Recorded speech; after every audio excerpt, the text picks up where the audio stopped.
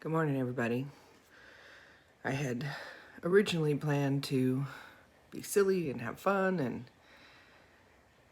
I don't know, make this a fun video today. And then I woke up and in doing my normal routine, looking at notifications, I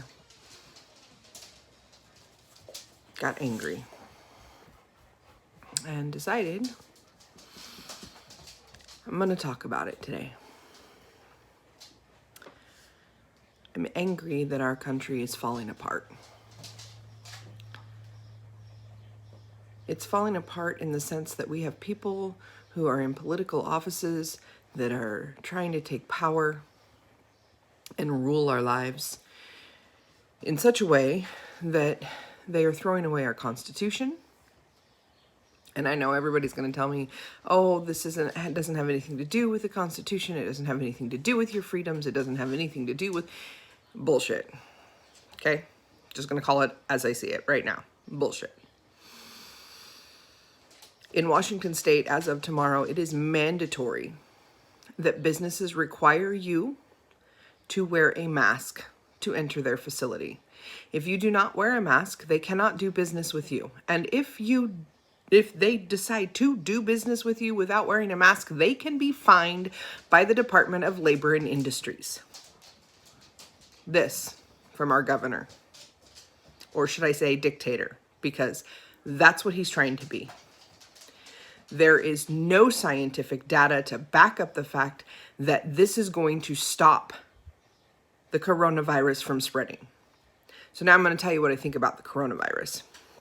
I'm going to divert just a little bit. It's a flu. And as with any flu, if you are immunocompromised or have underlying health conditions, you need to be extra careful. But people who are healthy do not have to isolate, do not have to cover themselves, do not have to take all of these precautions that everybody is insisting they take. And why? When you say, I'm healthy, I don't have it, there's no reason for me to wear this mask. There's no reason for me to stay at home. There's no reason for me not to go to church. There's no reason for me not to go out to eat. Oh, well, you could have it and not have any symptoms of it, and then you could give it to somebody else. So you don't care about other people.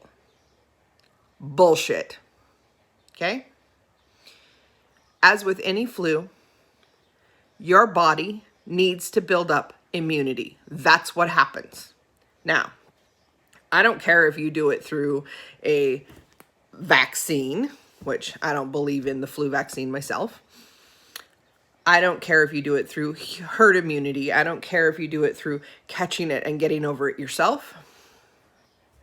Your body has to build up immunity to this.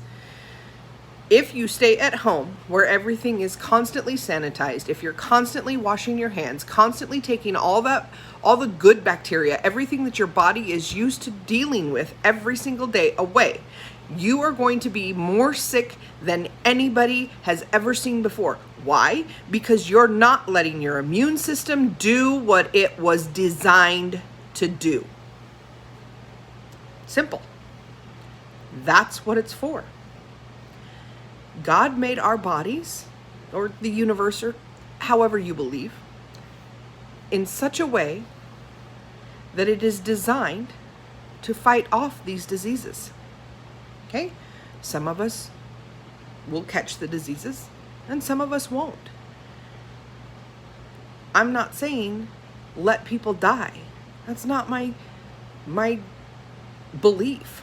My belief is, mine solely, is that when you come to this earth, you're here for a certain amount of time.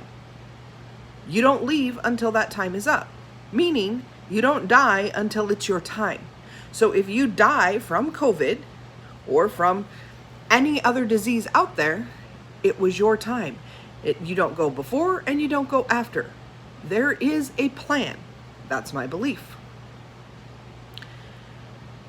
I don't think that anyone in this country should be telling me, a healthy person, someone who's not had the virus, maybe I've been exposed, I'm sure I've been exposed, that I can't go do what I need to do. I can't go grocery shopping unless I put a mask on. I can't go get something from a drive-through without having a mask on. Now, you tell me where that makes sense. Why would I need a mask in my own car? I don't. This is nothing more than a power grab and someone putting their thumb on the American people and trying to keep them down. That's what this is. Now, I'm not a big believer in the New World Order and all of that stuff. That's not my thing. I'm not saying it doesn't exist. I'm not saying that there isn't a group of people out there who want to take control. I'm not saying that they don't want to have a one world government or a cashless society, or that Bill Gates doesn't want to depopulate the world, because start reading some of the stuff. It's kind of scary. That's kind of what he believes.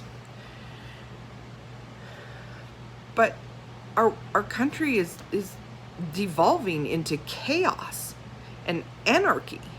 And the problem is that people want to let it, right? Oh, okay, so let's take the death of George Floyd. We'll start there. Yes, he was murdered.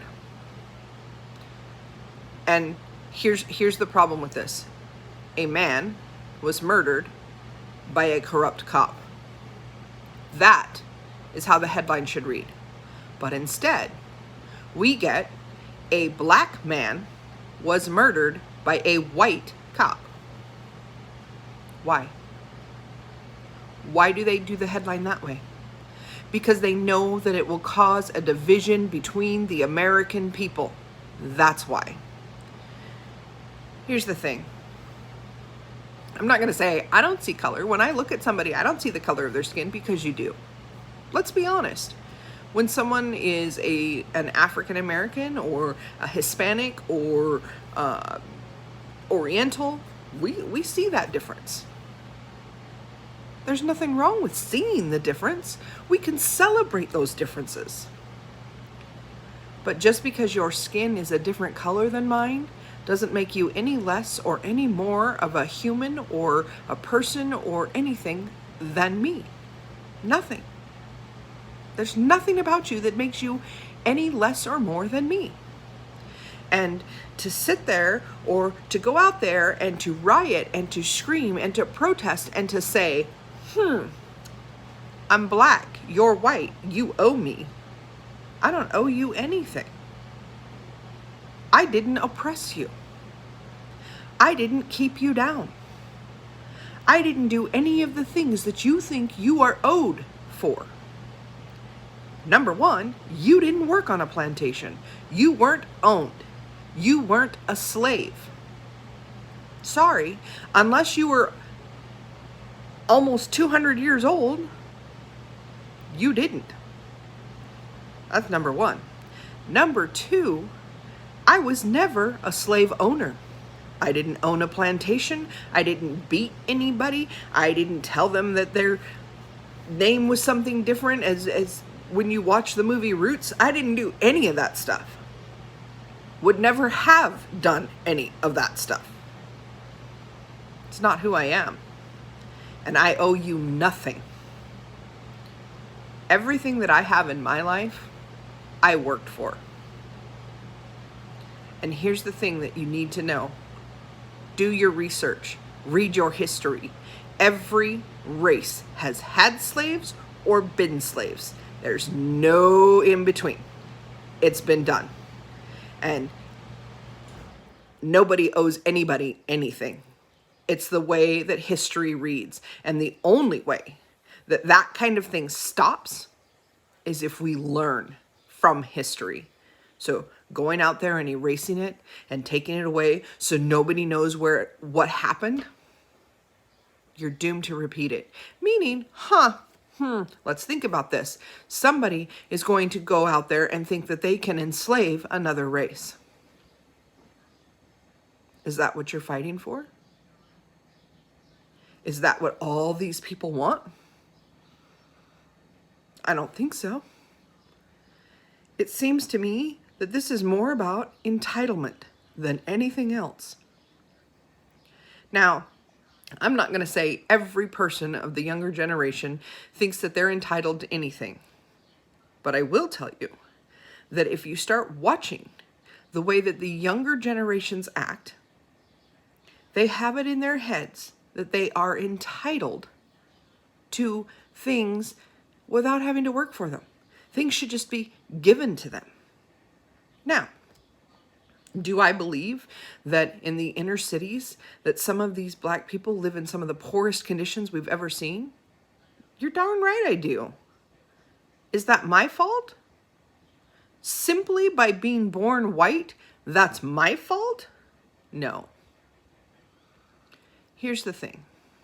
There are a lot of black people who have climbed out of poverty, who have worked themselves to the point that they can have good lives.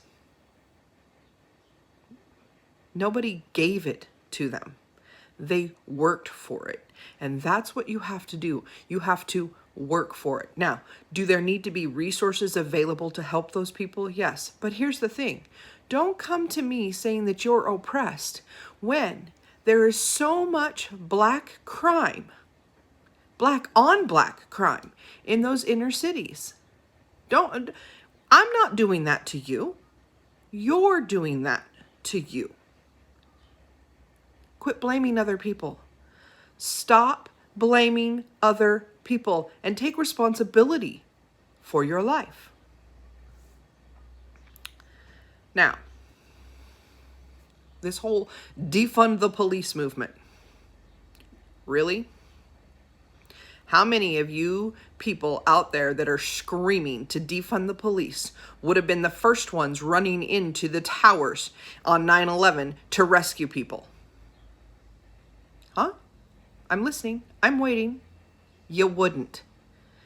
The people that sign up to be police officers and firefighters, paramedics, first responders, they do so because, most of them, because they have a feeling that they need to serve their fellow man. And that means when situations like 9/11 come up, they're the first ones to run into buildings that are falling down to rescue people. Would you do it? Could you do it? So, excuse me. When you're talking about defunding the police, you're talking about taking away the people that stand between you and chaos. Are you going to be that person?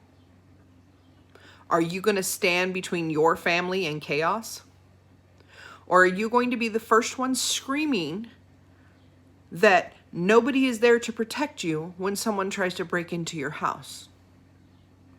Or when someone decides you're at the grocery store and they want your wallet and your money and they take it and take off? Who are you going to call? Because you start defunding police and you're not going to have anybody to call. They put their lives on the line every single day, and they know it the minute they walk out that door. And their families know it the minute they walk out that door. And they continue to do it day after day. You want to judge everyone based on the actions of a few people. And then you want to judge everything they do because you think you could do it better. And I'm going to tell you, until you put on that uniform, until you go through all the training they go through, until you have to make the split decision about whether or not to draw your weapon and fire, you don't get that right. You don't get to make that choice.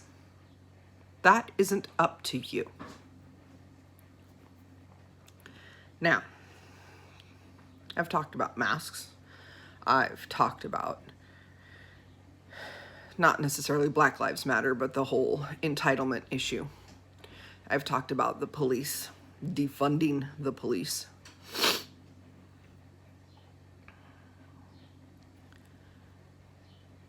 I want to talk about something very, very simple. It's called love for your fellow man. Now, I'm going to tell you.